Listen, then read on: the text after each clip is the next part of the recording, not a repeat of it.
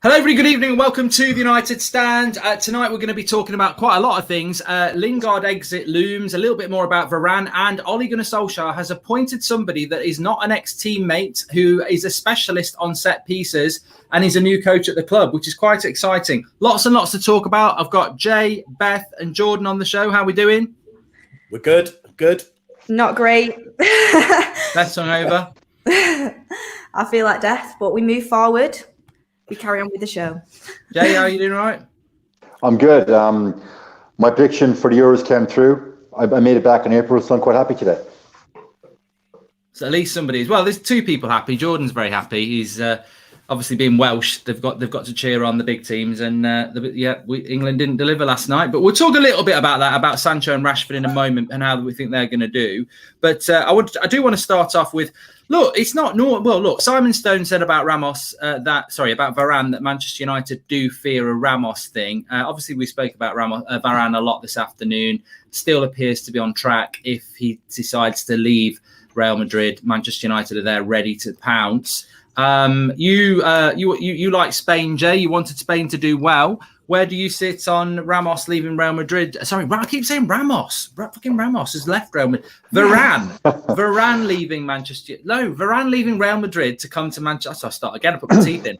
So where do you sit, Jay, on Varane leaving Real Madrid to come to Manchester United? Do you think he'll do it, or do you think there is a chance that he could stay at Real Madrid still? Where do you sit on this news at the moment? Okay, if you want to put it in percentage terms, I'm about 70% that he was signed for us. Based on what's come out of Marca, the Spanish daily newspaper, which obviously has ties to Real Madrid for the last 50 years, the noise coming out of Madrid are he wants to leave. But my fear is that if he goes back into pre-season training with Ancelotti may be able to talk him around and get him to buy into the Real Madrid project. Clearly, it's come out on many news sources, obviously from Romano today on your own show, that personal terms in that issue. United are willing to pay Varane millions in excess of what he's getting at Real Madrid. But if he goes back to pre-season training, then I will have my reservations. Madrid, historically, for us, have been very difficult to deal with. We sold Van Nistelrooy to Madrid for literally a packet of peanuts. I think we got our pants pulled down on the Beckham deal also. So I do feel it's going to be a very difficult negotiation. But if we can get Varane for 50 million and the club are haggling over 5 million euros, I think that's preposterous. If Real Madrid want 50 million, give them 50 million, because for me, the Varane signing is the signing of the summer, if we can do it.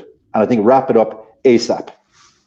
Yeah, Jordan is a DJ. He's got a blue tick, so he's showing us his crib tonight. Some people are commenting on that. At everyone in the comments. He's going to go on that piano and sing "It's Coming Home." It's coming Rome in a minute. But Beth, we'll start with you because you look like you're lagging there from this hangover. I need to keep you awake. Where do you sit on this Varane deal? Then are you confident United are going to get this done? Obviously, the Euros bubble is burst now. We need to focus on United, and Ollie needs to focus on his rebuild.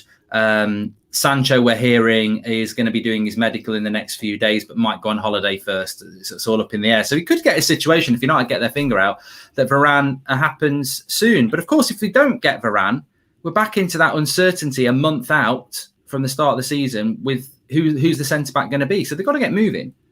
Yeah, you can never be 100% sure on a deal, as you would know, Mark. You can never be 100% sure on a deal, but I do think, I've said from the start, I do think the Varane thing is going to happen, because surely would have kind of got committed himself to Real Madrid by now, and I trust Fabrizio Romano with what he says, and he seems to think that it is going to happen. I know he's not said it 100% is going to happen, but he's always on the edge with what he says. That he's very cautious, and he seems to think that Varane does want to come to us. He has won everything at Real Madrid, so it would be a new start, a new challenge. Manchester United, we still hold that name where people want to come to us. I mean, it's starting to fade, but we still do hold that name. And Maguire's just had such a good tournament, like an unreal tournament. I think he's one of the best centre-halves in the world right now. And Varane will know that, and he's going to come and play next to him as well. And I think it would make such a great partnership. And all the signs are leading to that Varane is going to come. But like Jay said, I think if it's going to happen, it needs to happen quickly. He needs to come back off holiday and go to Manchester United, not go to Real Madrid. And if the price is correct that's being talked about, 50 million, I can't understand why it's taking so long. because that's a steal for someone who like Varane. So at the end of the day, just get it done. Arsenal are paying 50 million for Ben White at the end of the day. Like, think about it. It is a good deal to be done. And I think Manchester United needs to do it sooner rather than later, because we've seen it before. Sometimes we can't wrap business up quick enough, and then things fall out of place. And I think to get it done, it just needs to happen soon. But I do think it will happen soon. I think it will happen now the Euros are over. Sancho's going to go on holiday and that deal will get done, hopefully. Yeah, hopefully the positivity about Varane will keep to build. Jordan, we're probably going to give you the most exciting signing of the summer transfer window. Eric Ramsay. I know you'll know all about him. He's not some obscure Welsh striker like Kiefer Moore that you were on about that no one ever heard about. Eric Ramsay doesn't play centre-back for Wales, and it's not a moment of specialism for Jordan here that no one else knows anything about. We're not talking obscure Welsh players. We're talking a coach coming into Manchester United, everybody. Eric Ramsay used to manage Chelsea under-23s. He's been brought into Manchester United today. Never had a cap. Never played for Man United. It's mad news, this. Never played for Man United. He's not part of the board. He's not an in-house employment or anything like that. He is a specialist coach brought in who is going to be working at Manchester United as a coach. And one of his job roles is set pieces. This, Jordan, is a positive. You've got to applaud it in a world of negativity around Ollie and what he does on the training ground. This is what we want, surely. Yeah. First of all, before I answer that, no, Mark, I'm not going to dig you out about England. I'm going to let it go. I just want to say this: the piano just over my shoulder here. This is the one that Sanchez filmed the trailer on. That exact one. I let him use my gaff, and that's what he filmed. Why don't you go and play us a tune then on it, Jordan? Would you like me to play His Coming Home? Oh, go on then. Go and do it now. Would you like me to play it? Yeah. Okay. The only tune he's capable of playing is whistling out his arse. I think England have played enough bum notes, haven't they, after last night? So let's leave that and move on. I'm still talking. Hey, I've told you before. My real surname is Italian. Why do you think I'm wearing blue? I've had a big bowl of lasagna tonight. I'm happy. It's coming Rome. Mark, I watched your response to those penalty shootouts last night. I've watched it 3 times. I'm Italian again. Absolutely comedy gold. You were English through and through last night. Not English today. Through and through. So, yeah, I thought you changed. Brilliant. Hello to everybody in the comments. Loads of nice comments, guys. Yes, a new coach and not an ex-player. Brilliant. This is the first time in a long time that we're actually going out and looking to get the right person for the right job, and long may it continue. If somebody could come in with a fresh pair of eyes, not scared to upset the apple cart, not wanting to fit in with the clique, and actually lay down some laws on how things should be done, then I'm all for it. And I hope it continues. I hope it's the start of how we're going to operate as a big club moving forward. Similar to the Varane that we're talking about as well. Let's go and get the right people for the right job. We know Varane is the right centre-back partnership for Harry Maguire. So let's go and make it happen. Why sit back haggling over 5 million euros? I'll sell the piano and I'll throw some money in, and let's just get it done. Jay, obviously we know you're very, very sceptical about Ollie, and I think a lot of people in the chat would agree with you with that. But look, he's going to be the coach next year. I am Ollie in at this moment in time because I'm like, let's see what we do in the transfer window. Let's see what happens next season. But I don't disagree with what you and other people say about Ollie and what we've done. And one of the key things for me is we're an embarrassment. Harry Maguire with John Stones in the Euros was one of the best centre-backs in the tournament and was dominant. You stick him next to Lindelof.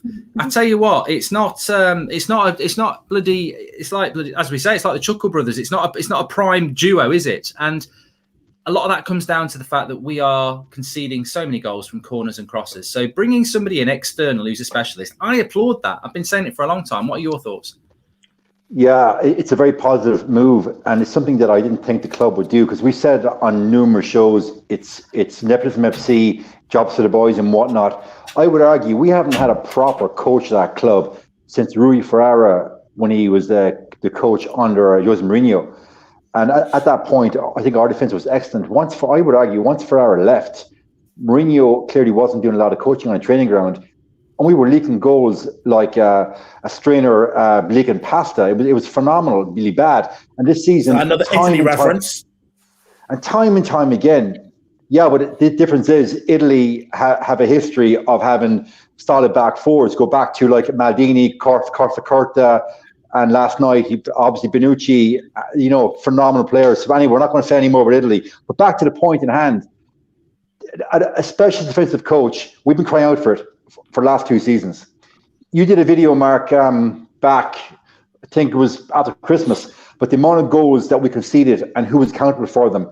And you could only attribute, I think, 3 goals to the goalkeepers. The rest of the goals we conceded were down to Lindelof and Maguire messing up with set pieces, and Wan-Bissaka not marking properly from crosses, and defending set pieces on corners, free kicks, and zone marking. So it's all fed into our defense, I would argue, being very, very poor and very leaky. So we get a Varane in there, plus a special defensive coach. The Maguire that we saw in the World Cup, and I was being very critical of Maguire, very, very critical. And, I have, and I got to hold my hands up. But from what I've seen of Maguire last 3 months, the problem necessarily isn't Maguire. It's his partner. The Maguire-Lindelof partnership, it's like being a school teacher, and there's almost 2 messes at the back of the class, that you separate them every class, or they're going to mess up and destroy your class and your lesson plan. So Maguire-Lindelof, as a partnership, they cannot be together. By all means, have Lindelof there as a backup. Personally, I'd sell him, but that's just me. But Varane beside Maguire would bring Maguire on, and I think then you will see the best hire Maguire. Maguire's 80 million fee, he had no rule over that. He's not 80 million euros defender, but Varane certainly is. And if we can get Varane for 50 mil, who's worth 85 if he 3 years left his contract, I'm all for it. And he will bring on Maguire, plus defensive coach. That's a positive sign. Beth, what are your thoughts on this? I mean, it is a positive thing. And Yankee, I did see your thing. You keep trying to goad me about, just because you're doing super chats, I'm not going to fall into the trap about England and stuff. Chat, correct me if I'm wrong. Who won the Champions League? Who won the Champions League? Chelsea. Who did they play in the final? Man City. The Premier League's the best league in the world. Don't start coming at me that Serie A is better than the Premier League because you've won on penalties because we've got Gareth Southgate in charge. I'm telling you, you put Pep Guardiola in charge of that England team. Let's see what happens with the tempo. One pit up, a little more. Get the party going on the dance floor. I tell you, I'm not falling into this trap, Yankee. Yankee Doodle Dandy. Piss off. Anyway, Beth, this is what we're talking about, though, isn't it? This is what we're talking about. Get Varane in next to Maguire. Got Sancho in. Get a centre defensive midfielder in. That will solve a problem, but it won't solve a problem in relation to the tactics that we saw in the Europa League final, etc. But this, to me, I'd rather we bought this coaching than we bought in a backup right back, because tactics and coaching are lacking last season, in my opinion. I don't know what you thought. No, massively. Like the amount of times we saw Wan-Bissaka leaving his back post, we've players just running in behind him. I started to think, was it happening on purpose? It happened that often. And obviously off set pieces, we always worry. Even off a corner, as soon as the other team get a corner, I'm like, oh, no, it's probably going to score. Free kick outside the area, probably going to score. And that's kind of what's happened for us in a lot of big games. So it's massive. It's absolutely massive that we get these set pieces right, because they've not been going right. And getting Varane in, who he's had so much experience and he's been next to such a good leader. And to be honest, I do think Harry Maguire is a great leader now. I've been seeing him over the last few months, and the way he's been talking, I really do think he's improved that area of his game massively. And then on top of that, bringing in a coach who can, I think I saw it was especially set piece coach or something like that. That is massive for us, because I think we all know by now that the coaches that we've got aren't great defensive coaches, as we've seen over the past season. The same mistakes are happening over and over again. And hopefully now we've got this coach and they can come in, use a different approach and really help us out at the back line. And so we're not conceding goals off these set pieces, because so many times we were conceding unnecessary goals and it cost us a lot of things. It really did. So I think it's massive. And like you said, it's like a new signing realistically, because it's going to change the way we play. And if a player or a coach changes the way you play, it's going to be massively important to the team. And I hope that we can see him make an impact straight away. Now he's getting in now, he can go through pre-season.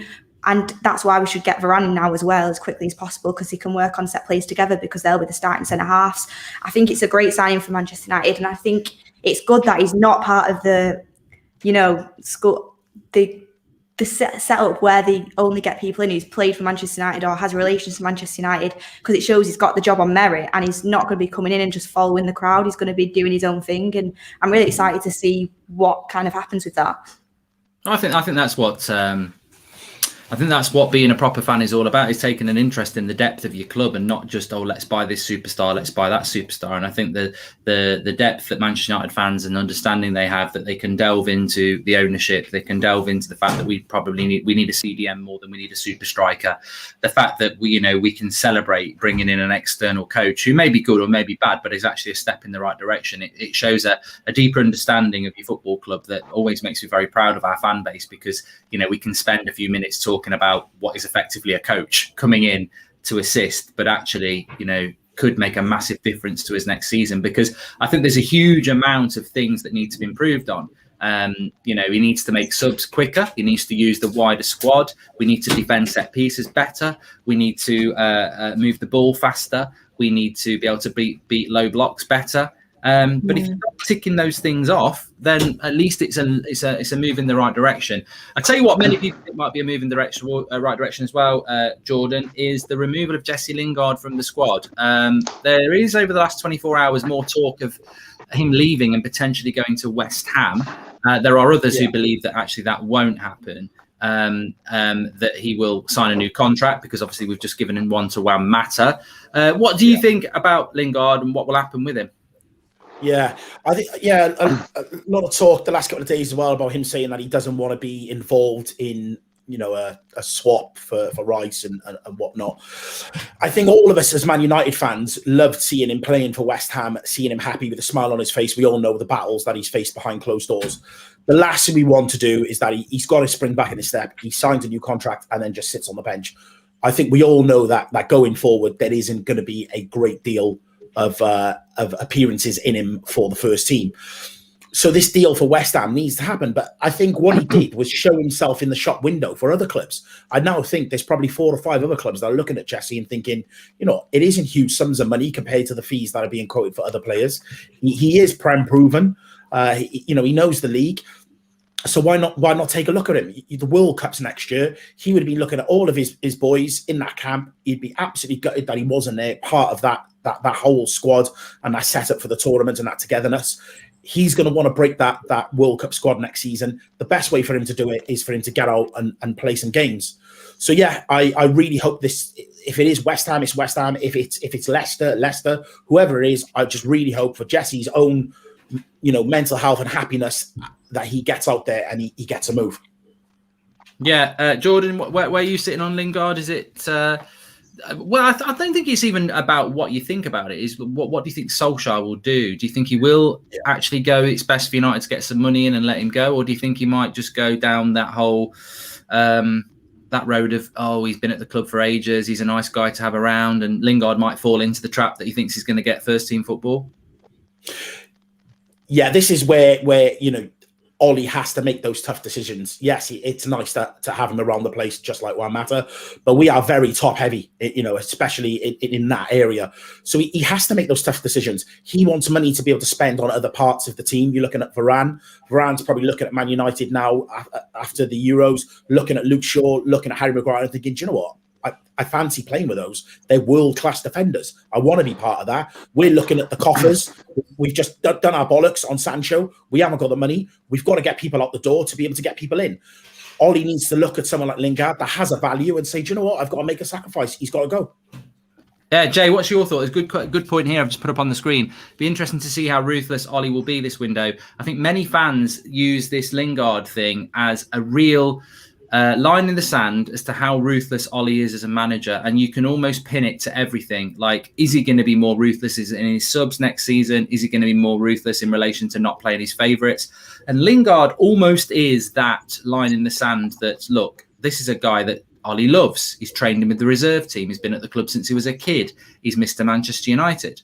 But we need the money. He needs the move for his career. He's not going to be a first team player. Is this an opportunity to Ollie to actually be ruthless? And do you think he will be?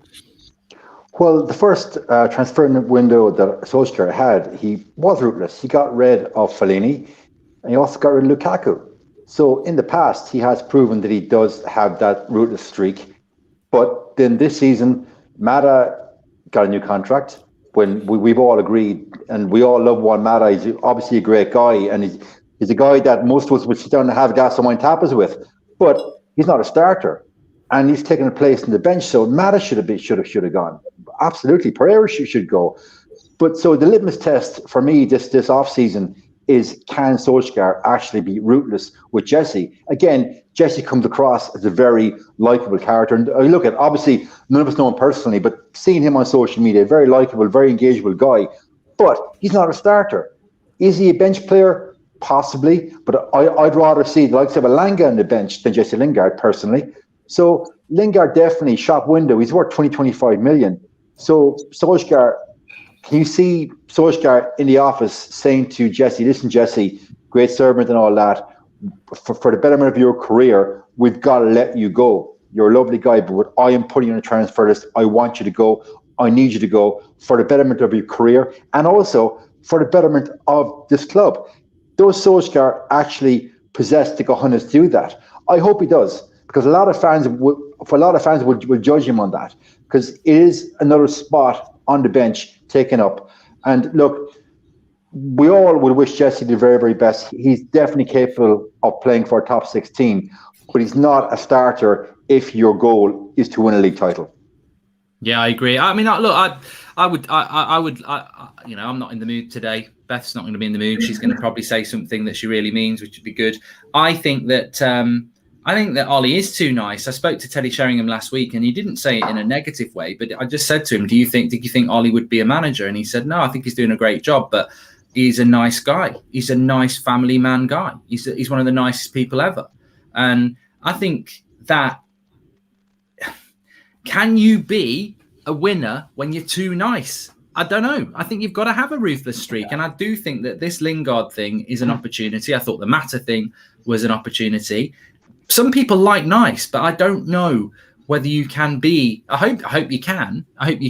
But what's your thoughts? Do you think this might be a bigger problem with Ollie, that he can be a little bit too nice, have his favourites, etc.? Oh, are you talking to me? Yeah. Yeah. I think that's a massive problem with Ollie. And I've said I like Ollie. I want him to stay the rest of the season. Everyone knows that by now. But one of these things that he does when he manages that I don't particularly like is the fact that he has his favourites. He won't make subs because he has his favourites.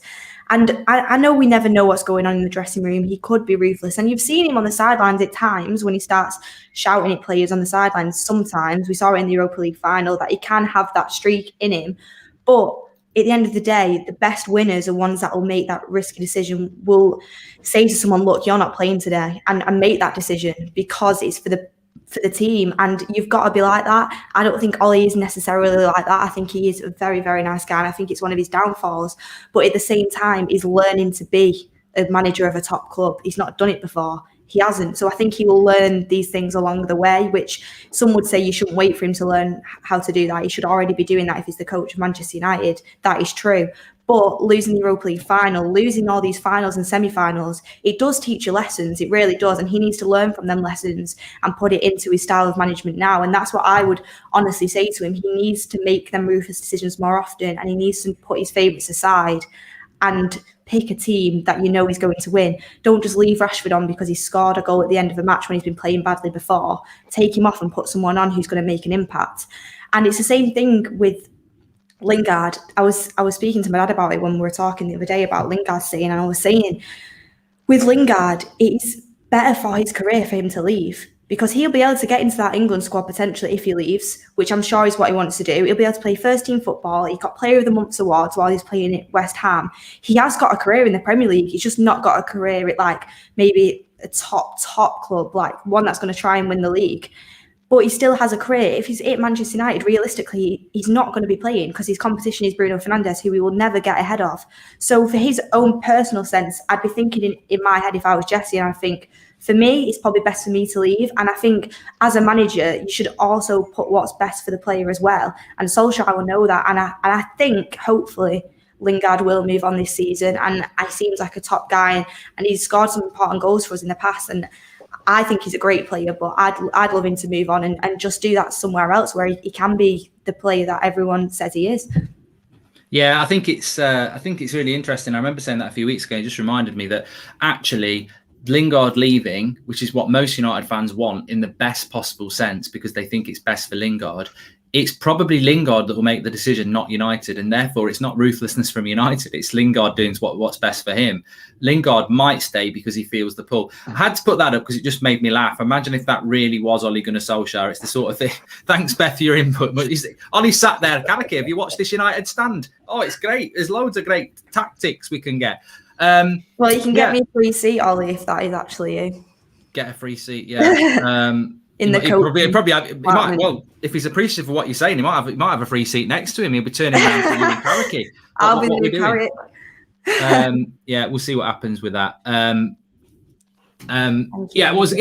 mean, look, I do want to. There's one thing that I saw from the chat that I really want to bring in a few minutes. The sort of the Ollie Southgate comparison, because there was something that somebody said on social media today that really caught my eye, and that was like, what a horrible summer it's been if you're an English Manchester United fan, because you basically watched two very similar finals with two very similar managers, frustrating the life out of you when you've got a team that's got better players not being used in a system that doesn't suit those better players, and you lose both finals on penalties. So we'll talk about the similarities between Ollie and Southgate, because I actually don't think there are many, but maybe our guests in the chat think that there is. But we'll talk about that. But what I first want to talk about, Jordan, is look, we've got two lads last night. We've got four lads. I think two of them have come out of it in the team of the tournament, in the top 5 ratings, which is Shaw and Maguire. And then we've got Sancho and Rashford, who, I mean, Rashford was barely in the tournament and Sancho played very well against Ukraine. They basically get brought on with they barely touched the ball. They barely had a sprint. And then it's like, go and score a penalty in a Euros final that England have never been in before in a Wembley crowd, go and kick the ball in the back of the net, and they both missed. What do you, I mean, look, by all means, and do comment on some of the horrific abuse they've had and what your thoughts are on that. But also, how do you think that that's going to impact us next season for these lads? Not just in relation to missing, but, you know, Rashford over the last year, there's been a lot of concerns about him. And, you know, what do you think the way forward is with those two players? Do you have any concerns? Yeah, really good question, Mark. And it leads on from your last question about, is Ollie too nice? I think if you've just gone through what those boys have gone through, the type of manager you want to go back to is probably somebody like Ollie, somebody that will put their arm around you and fill you with confidence and let you know that you're coming home and you're going to be looked after. What you don't want to do is to go back to somebody like a Mourinho, somebody that's quite cold and ruthless. So if there was a manager that I'd want to come back to, I definitely feel like we've got the right guy. Well, it was tough. It was tough last night, even as a non-England fan. I always want my Manchester United players to do well. And deep down, as much as I dig you out, Mark, I wanted England to win it. But when it came to that penalty shootout, I said to you just before we went live, it looked as though he was telling those players for the first time that they were taking the penalties and in what order. It didn't look like it was pre-rehearsed. They knew exactly what their roles were. The reason why those substitutions were made was because those were the players that were going to take the penalties. You talk about going into a massive game of pressure, late into it, and have to take a penalty at such a young age, when you've got someone like Declan Rice, who played lots of games in the tournament, is a captain of his club, takes penalties for his club. Henderson's played in Champions League finals, won the league. There's players there, Jack Grealish again, captain of his club. Yeah, he hasn't took a penalty for 2 years, but look, these players are used to dealing with these pressure situations. You come off the bench at a young age, that should never, ever have happened. And I felt like, just going into the game just a little bit, they scored too early and then they tried to shut up shop against the team that are used to shutting up shop. So they were able to break them down. And I just felt like he got it really, really wrong. And I've actually, throughout the tournament, I wouldn't say I've been impressed with Southgate, but I thought he'd handle certain situations well. The Kane substitution earlier in the tournament, bringing on Grealish the other day when he did and whatnot. I looked at it and I thought, you know what? Ollie probably wouldn't have done that. But I just felt he got it totally wrong last night. The right decision with the intensity, like you talked about, with the wing backs, first 15 minutes, absolutely blitzed them. But you've got to react. And the Italians reacted and worked out what was happening and what the issues were. But then there was no game like plan B from England then to make those substitutions and try and win it within the 90 minutes. Yeah. I think that's one thing that we'll probably talk about Ollie and Gareth as well, is that they don't seem to have a plan B. Jay, Jadon Sancho, Marcus Rashford. Look, we're old enough to remember Gareth Southgate missing in '96, Stuart Pearce, Chris Waddle. We've seen these things before. We've seen David Beckham vilified in '98. We've seen Ronaldo vilified in 2006, and they've gone on and won. Both of them won titles the very next year. They were driven. Do you think we're going to see a repeat of that with Jadon Sancho? I mean, he's a brand new player, point to prove. He's been abroad. He's obviously got a strong mentality. And what do you think about the Rashford dilemma? Because I think, fan of Rashford or not a fan of Rashford, and I say when people aren't a fan of Rashford, I don't mean in relation to bad things. I just think people think that Rashford's probably a bit overhyped at times compared to how he's actually performed. I personally think it's down to injury. But what do you think about those two players? Because I think Jordan's spot on. You're coming back to a manager that's very nice. But I said this today, I can't be a hypocrite. Nice doesn't win you trophies. Some people, when you come second, need someone to tell you to stop feeling sorry for yourself and be a winner. Get up and prove that you're a winner. But some people do need an arm around the shoulder. There's some excellent points there, Mark, raised by both yourself and Jordan. So I want to touch on a few of them. If there was a manager that you want Sancho and Rashford to go back to, it's a manager with a high degree of empathy and emotional intelligence. And that is Solskjaer. He definitely has those traits. No question about it. The nice guy, rootless thing, it goes back literally into sports psychology. I met some of my former teammates over last year when I was racing, and I was an absolute asshole when I raced. And I would admit it now live. I was a total asshole because all that mattered was winning. Second doesn't mean jack shit to me. Never mattered. My teammates didn't like me, but we got the job done. And that's all that mattered. And it's only now that I've mellowed and they actually see me as kind of half human, because sport is about winning. You must have been really bad in them days then. Oh, I was terrible. No, seriously, I'll say it live. I was terrible because it's all about winning. So Solskjaer, for me, he lacks that killer instinct to win. And I think Gareth Solskjaer, I'm going to coin that, he also lacks that cold-hearted, ice in your veins, killer instinct to win. And that is what sport is. And, the fans in the public can laud Solskjaer about, you got to the final. Big deal. I don't care about the final. You go out and win the goddamn thing. I read today, I can't remember where, because I read so much, that Southgate's been allowed as a possible knighthood because he's the most successful English manager since can be the manager who won the 66. Alf Ramsay, yeah. Alf Ramsay. I'm sorry, but what did you win? What did you win, Gareth? So it's very tough on these players. Like Gareth Southgate went on about the players. He picked the players that scored the most percentage-wise in training. You, Mark, Brett, anybody watching could score 9 penalties out of 10 in training. That's not the cauldron of a packed Wembley and the raw emotion and pressure of putting in the back of the net in front of a 6'5" Donnarumma and 70,000 fans.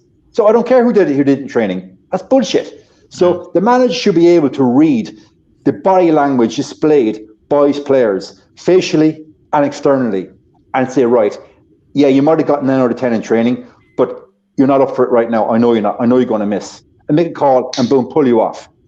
As in, you're not bloody taking the goddamn penalty. So I know we hadn't decided to go deep into the England thing, but unfortunately we've gone down a rabbit hole now, and we are. But management in sport, psychology is a massive, massive part of it. It's more important, I would argue, than actually the physical, because the psychological element isn't correct between the manager and the player in any team. The physical will not happen. And for me, Solskjaer probably has the psychological bit, but I don't think Southgate has, for me. Beth, I mean, Sancho, have you got any concerns about Sancho and Rashford in light of what happened last night? And let's call a spade here. It's not just about missing a penalty. I mean, the other abuse that happened, and to say the other abuse, the most important factor of last night that really needs highlighting is the just abhorrent, disgusting social media abuse. But also, it's not just social media. We've seen Rashford's mural defaced as well. These are psychological things. I think it impacted big on Twan Sebi last season. You know, there's nothing fortunate about this, but Solskjaer, again, like Jay and like Jordan have said, Solskjaer will be very, very, very, very aware and how to deal with this sort of thing, because he's had it with United players all last season. On top of that, Sancho's coming into a club brand new. He's never played in the Premier League. He's got a big transfer fee next to him. He's missed an England penalty. He's been subject to racial abuse.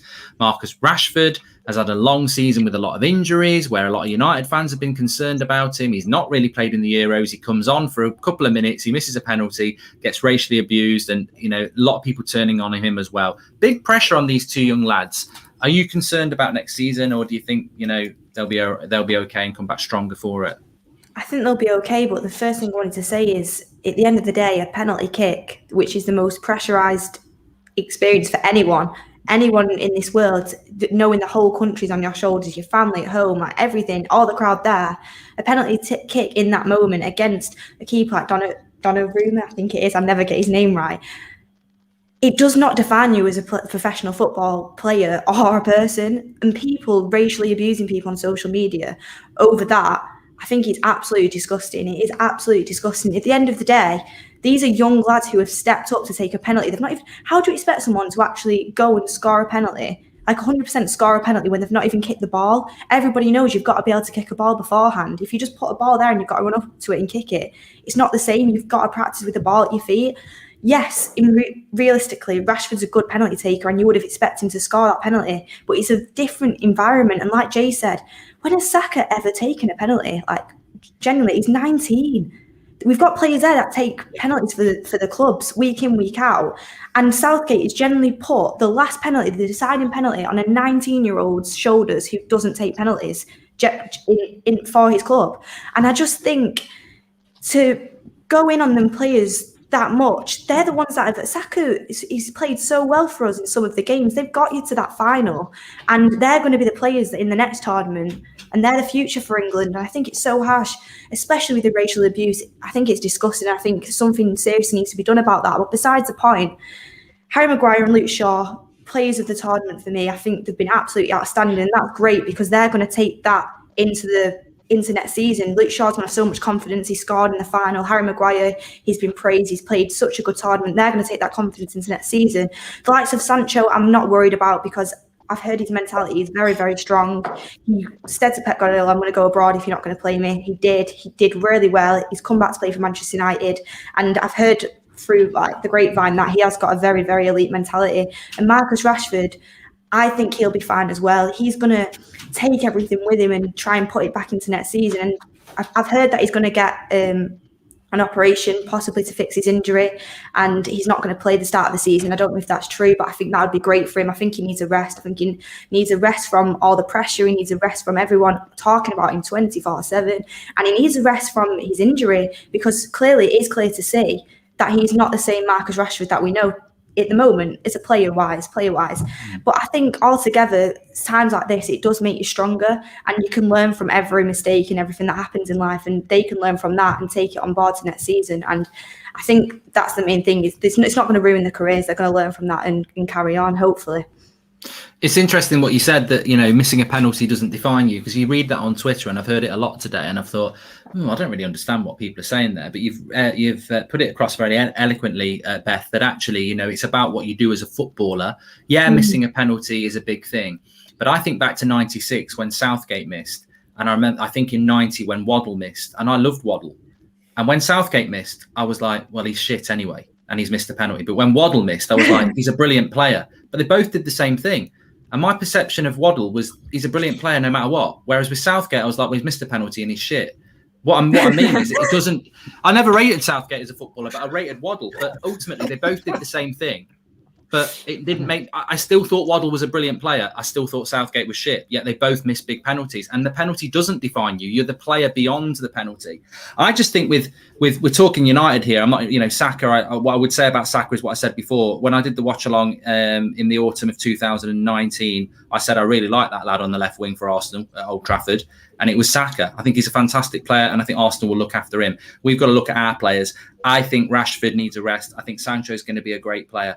But I tell you what, I could score a goal against Donnarumma, and I think anyone here who can kick a ball, I could score a goal against Donnarumma. Because what I would do is I would do what I was always taught to do. Most penalties will go in if you go for the top corner. Yeah, that's what I was thinking at the time. He's 6'7", something like that. You've got to go for the top corners, bottom corners. I just think that should. Like Harry Maguire did. Well, I know. Harry Maguire's penalty was a penalty from Maguire. Harry Maguire did what I would have done. I'm not a professional footballer. I would have done what Harry Maguire did. I would have thought, you know what? I'm going to hit it as hard as I can, as high as I can. Now, he could have done a Chris Waddle. That could still be going to Nasser Maguire, but he went for it. Now, Rashford and Sancho and Saka, they were in training, they'd be putting it in the top corner, blindfolded. They'd be doing all sorts 100%. of stuff. But pressure. They go and put it at the perfect height for the keeper, not in the corner. And that's pressure. And I tell you what, it's not penalty. Someone said penalties are about luck. It's about pressure. No. And I think these lads are young, under pressure. Rashford and Sancho were thrown into something. At least Saka had half a game. He felt the pace of the game. That I'm not saying Saka's to blame at all. I'm just saying that Rashford and Sancho were thrown in. They're our lads. They're thrown into that. Now, I think I might be completely wrong, but I think Mason Greenwood would have buried it, because I think Mason Greenwood has got that killer instinct like Harry Kane has, like Harry Maguire has. Not every player is Roy Keane on the pitch. Not every player has that, everybody's different. That's why life's great. And I just think that they miss penalties, not because they're weak, not because they're crap. They miss penalties because of their pressure.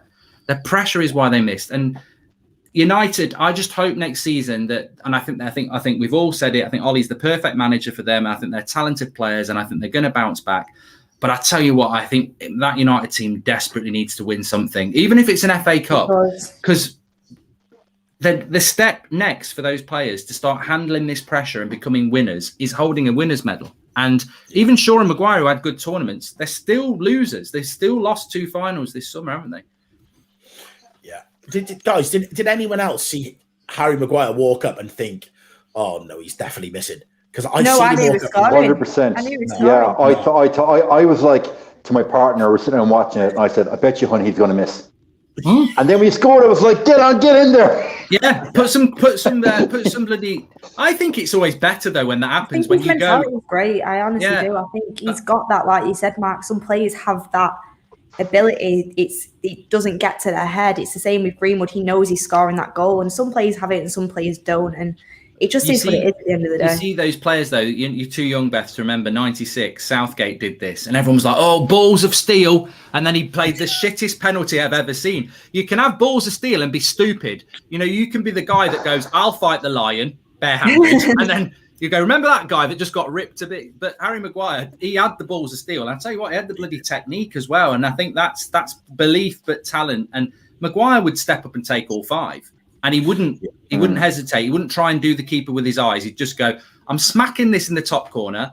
If he saves it, it's a worldie. If it goes over the bar, I'm a prat. But that's what I'm going to do." It was obvious where he was going to hit it as well. Watch his run up. It's just that is going there. Try and save it. Yeah. How big did Donnarumma look at those goals as well? The phrase you could use with Maguire. Sorry, Jordan, cutting across you. I think Donnarumma is 6'5". So obviously hitting the ball low and hard to left or right. That's not a good tactic, clearly. No. You hit it down the middle, I hope he dives, or you go top bins. So someone like Maguire, I never thought I would use this phrase in context of Harry Maguire. For me, he's become a mentality monster. And that's not a phrase that I would use on many people, but he's actually impressed me now. And it's about mentality, and he has it. Yeah, definitely. Just on Twitter from Marcus Rashford, he says, "I don't even know where to start, and I don't even know how to put into words how I'm feeling at this time. It's a difficult season. I think it's been clear for everyone to see, and I probably went into that final with a lack of confidence. I've always backed myself for a penalty, but something didn't feel quite right. During the long run-up, I was saving myself a bit of time, and unfortunately, the result that not what I wanted. I felt as though I had let my teammates down. I felt as if I'd let everyone down. A penalty was all I'd been asked to contribute for the team. I can score penalties in my sleep, so why not that one? It's been playing in my head over and over since I struck the ball, and there's probably not a word to describe how I feel. 55 years, one penalty history. All I can say is sorry. I wish it had gone differently. Whilst I continue to stay sorry, I want to shout out my teammates. This summer has been one of the best camps I've experienced. A brotherhood has been built that is unbreakable. Your success is my success. Your failures are mine. I've grown into a sport where I expect to read things written about myself, whether it be the colour of my skin, where I grew up, or most recently, how I decide to... I don't know where the rest of that is, actually. Maybe I've just clicked on... spend my time off the pitch. I can take critique of my poor performances all day. My penalty was not good enough. It should have gone in the... I will never apologise for who I am and where I came from. Never felt prouder for wearing 3 lines on my chest and seeing tens of thousands of people watching me. The messages I've received today have been positively overwhelming, and seeing the response had me on the verge of tears. The communities that always wraps their arms around me continue to hold me up. I'm Marcus Rashford, 23-year-old black man from Withington and Wythenshawe, South Manchester. If I have nothing else, I have that. For all the kind messages, thank you. I'll back stronger. We'll be back stronger. And I tell you what, I don't know what everyone's reaction is, but I like that, because ultimately you're standing up to the abhorrent racism, but actually taking responsibility for the fact that, he missed a penalty. And that's what, and people will say it's not his fault. And I don't think anyone's saying it's his fault. But as a professional sportsman, he is dealing with something that I think any of us would deal with. Everyone can say it's not your fault. It's not your fault. But the level of a proper sportsman, Jay, and you obviously did your racing in that, is that people can say it's not your fault. But if you're a true winner and you're a true sportsman, you're going to carry that walk and miss for the rest of this summer and beyond. Yeah, look, end of the day, it is your fault. It's your mistake. And you do carry it. Like, I have 3 silver medals from national championships in Ireland sitting there from 10, 15 years ago. They mean nothing to me. They're thrown in a drawer because I messed up. I didn't win. They're not on display in my house. I only display the wins. Second place is meaningless. So a sportsman at top level, when you make a mistake, you don't blame your teammates, you don't blame your manager, you don't blame your opposition, you take ownership of it, and you ensure that you don't make that same mistake again. That's what a winner does. So Marcus Rashford will come back from this mental experience better. But I do hope that Solskjaer gives him 6-8 weeks off. I don't want to see Marcus Rashford starting for this club until September. Marcus, go, I know you're not watching, but clip it up, whatever. Marcus, go and get your operation. It's a long season. You've got a World Cup. Come back in September, stronger, faster, focused, and we all believe in you. And that letter you put out there, like, respect. Yeah. Can I just say something about this whole racism thing? Is that, they're elite sportsmen and they're on the receiving end of racism for missing a penalty. But the problem is much wider than that. It's racism at every level. I tweeted you, Mark, last night a video. That's just our banter. Like, that is what it is. People think we don't get on. We actually really get on. The amount of racial responses I had just to that tweet, like, it's a much wider problem. It's not just about the sports stars. It's from every level. I go to an airport and I'm queuing up to get on a flight, and I've got speedy boarding, but a couple who haven't, and I walk to the front of the queue. Straight away, you can hear them, saying stuff under their breath about the colour of my skin and the fact that I'm pushing in. It's a much wider problem that we have to educate these people right from every area of our lives. So I'm really glad that he's come out and he's acknowledged it. And to be honest, in the last 18 months, 2 years, we are, as a nation and as the world, hitting racism head on. But we've only just hit the tip of the iceberg. We've got to do a lot more. Yeah, I agree. And look, I'll never, and I don't think anyone will ever, can never understand this. I mean, I remember doing these chats in the past, unfortunately, and they're happening way too often. You can't walk in shoes that don't fit you. And those shoes that you walk in, Jordan, I can't do that. I can't know what that journey feels like. But I can say, and I think everyone in this community would agree, is that it's disgusting. It's sad to hear that sort of thing, but it would be naive to say that it's not there. We all know it's there. I see it on social media, and it's funny because I tweeted something earlier about, ID verification for people on social media. And people are like, well, I don't want to do that. I don't want the government or a company having access to my ID. But this is why racism's on social media then. So you either do it or you don't do it. What's more important? Just come off social media then. If you don't want people to have access to your ID, come off social media. You can't carry on with this where faceless accounts, and it's not just racism. It's people taking their own lives. It's homophobia. It's sexism. It's every type of hate destroying people's lives because they're in a situation where I don't even think last night when Rashford or Saka or Sancho miss a penalty, I mean, some of them have been outed as England fans, but if you are a racist and you live anywhere in the world and you're watching that match, all you've got to do is go onto Instagram with your fake account and put up some of these horrible emojis. It doesn't make you a football fan. It doesn't make you an England fan. It just means these people have an opportunity. There might be a black baseball player who has a bad game, and the same people doing it last night who aren't baseball fans are doing that as well. This is a breeding ground for racism, social media. It's a breeding ground for a lot of things that never would have happened in our day, Jay, because there's a good side to social media and there's a horrific side as well. Yeah, there's two things that I want to touch on. That something like that I don't get, and maybe you guys being English and Welsh can explain it to me. Great Britain has been a multicultural society since the 50s and 60s, arbitrarily. 50s, 60s, that's when Britain opened up its doors to nations of the world. Post-colonialism. Yet, 50, 60 years later, racism is still prevalent in Great Britain. I can't understand how, you've got 4 or 5 generations of Asians, Africans in your country now, and racism is still prevalent. I just don't understand that. In Ireland, it's prevalent now because Ireland has only become multicultural in the last 10, 15 years. So now it's a problem that we have.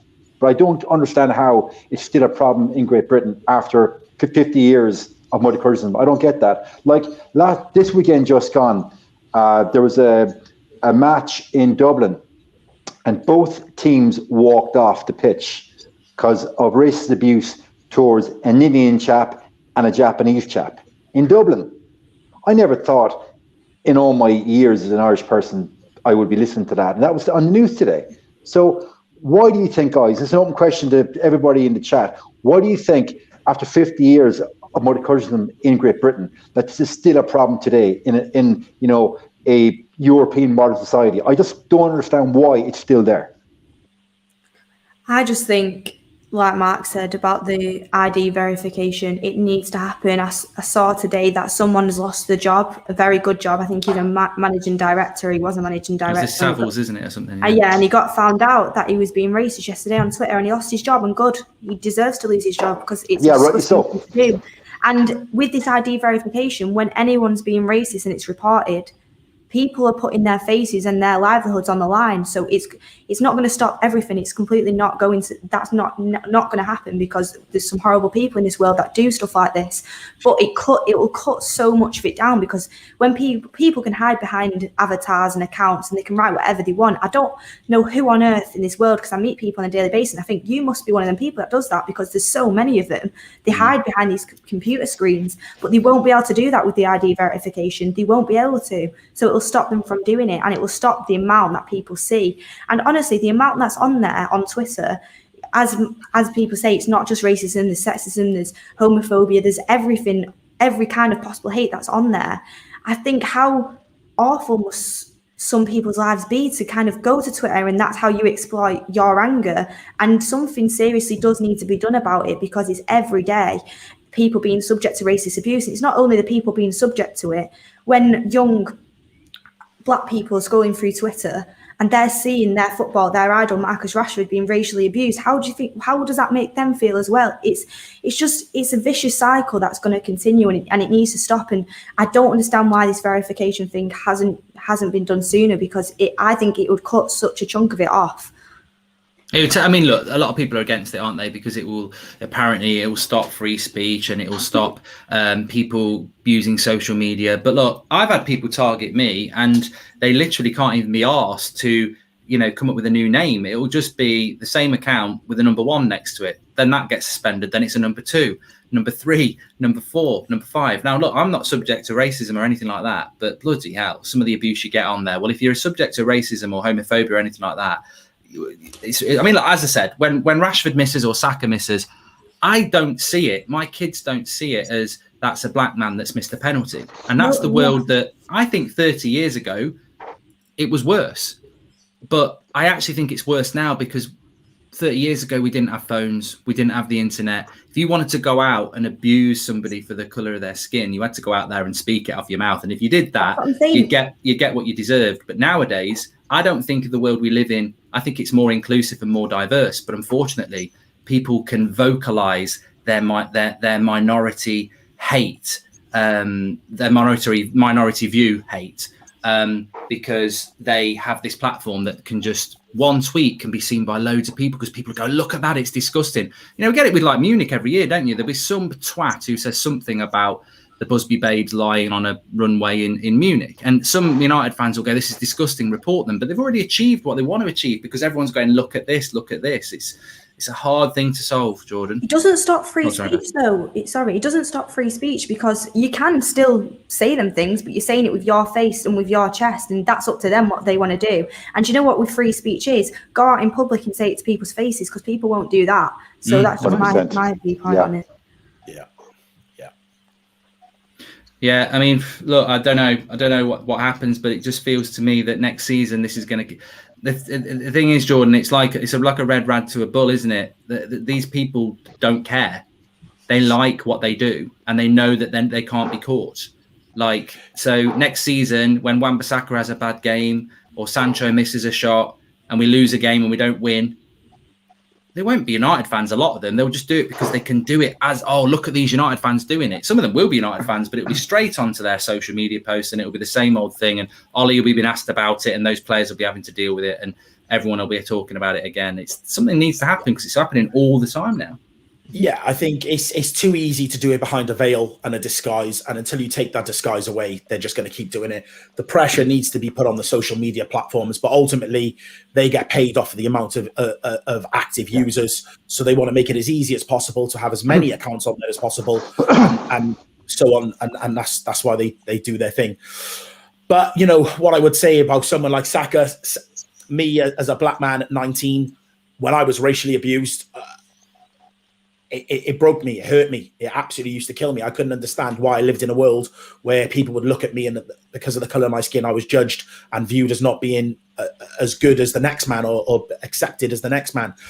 But at the age I'm at now, I've been through it and I understand it. I just really hope that the people, and I'm sure they will have good people around him, they put their arms around him and there's an education behind the scenes to deal with this. Because one of the things that was good about doing the Valleys and MTV was that we had social media training and they taught us to deal with certain things, and certain things would come at us that we wouldn't understand and we necessarily wouldn't be able to get our heads around.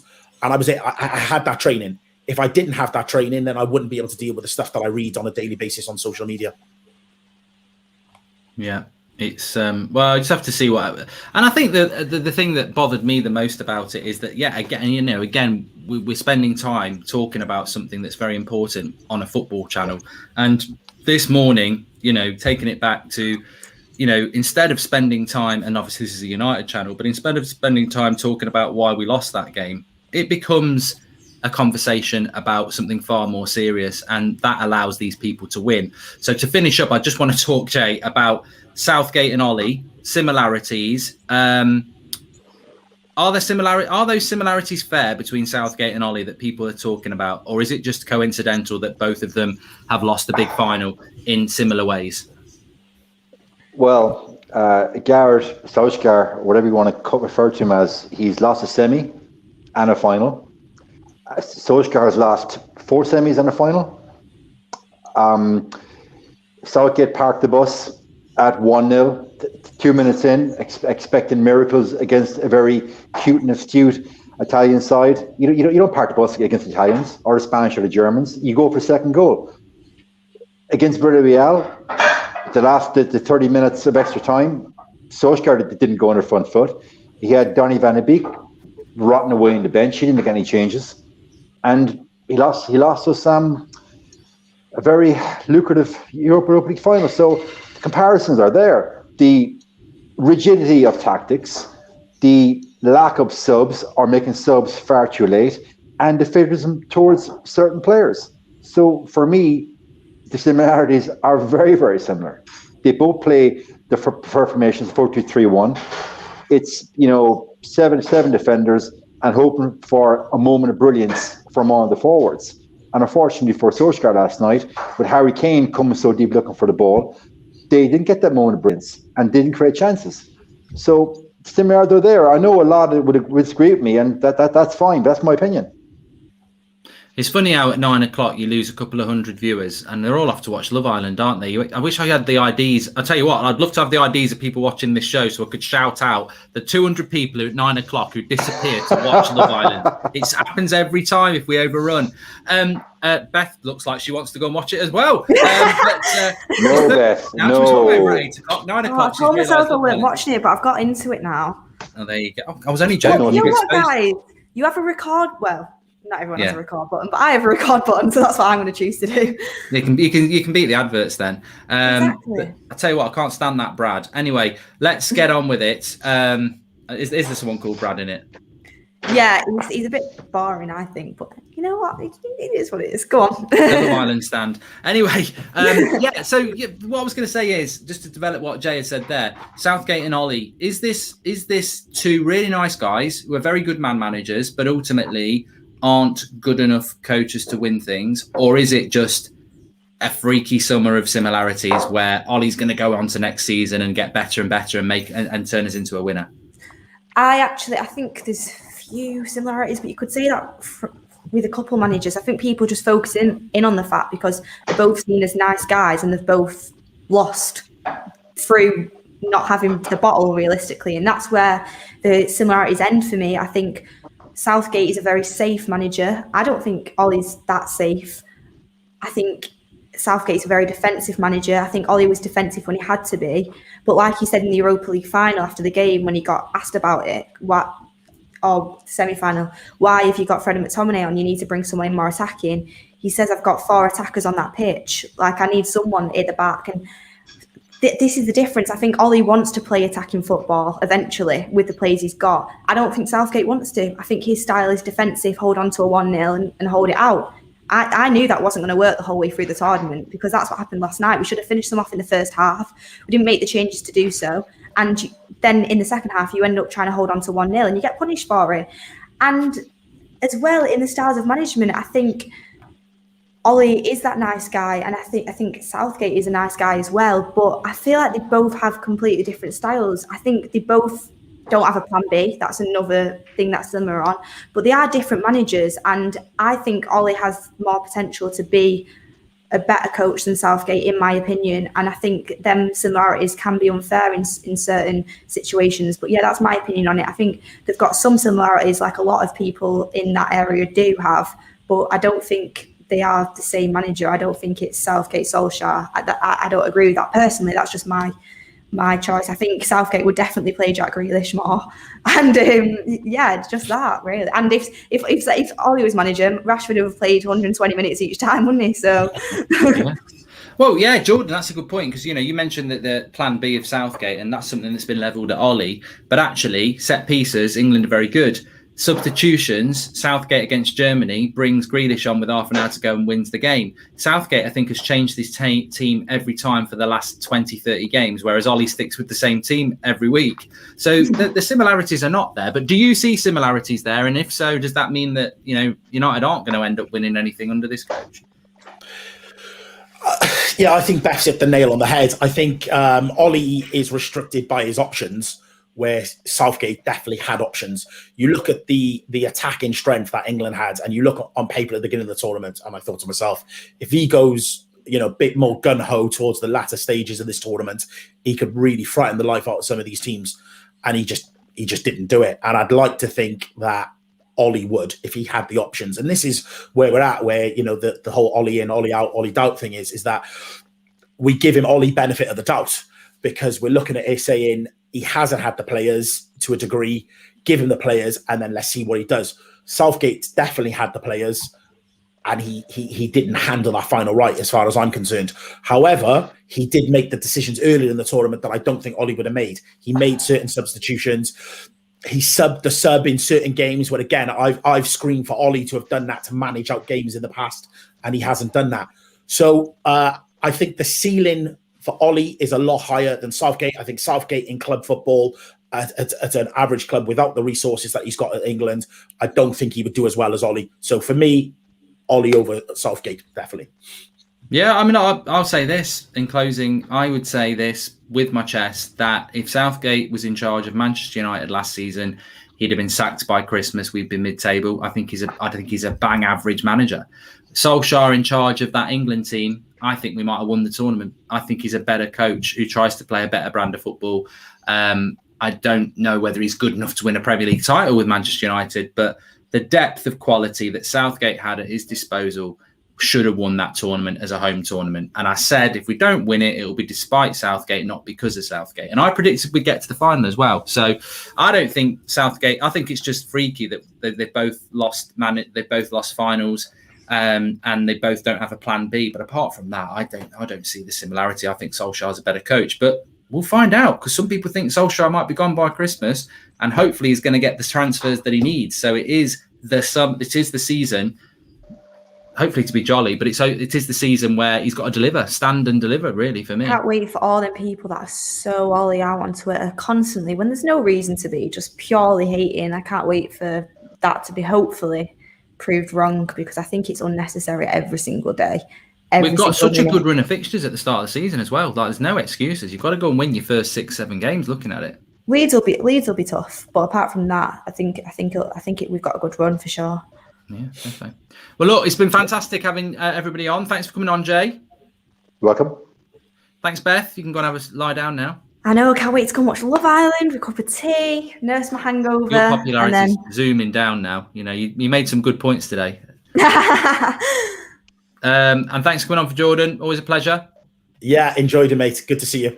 If you go into the kitchen behind you and put the kettle on, Jordan's at my house at the moment. I'm upstairs, and he's just I've just set him up in the living room. So, yeah, we'll sit down and watch Love Island and see what the crack is. Thanks everyone for watching, and we'll speak to you all very soon. And thanks everyone for tuning in.